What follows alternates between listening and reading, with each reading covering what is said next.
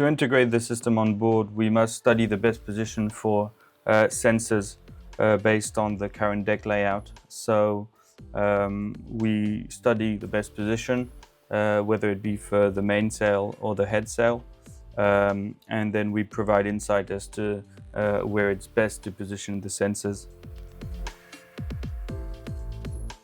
The process data from the Exocet FlyingShape then arrives into the navigation unit in the Exocet Blue ecosystem, where you can create any number of dashboards which can then be visualized on computers, tablets, smartphones.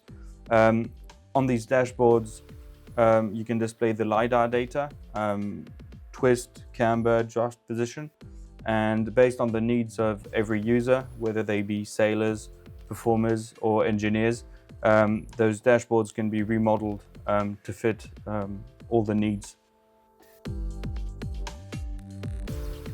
So LiDAR sensors are capable of scanning their environment 20 times every second, and so this generates thousands of data points which are then analyzed through the Exocet FlyingShape dedicated computer. By doing this analysis, we can then rebuild shapes for those sails.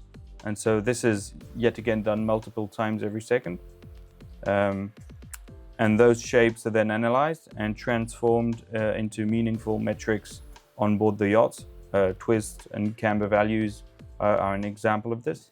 And this data is then sent live into the onboard navigation system, such that sailors, performers, engineers can access this data live and see the consequence of how they are trimming the sails.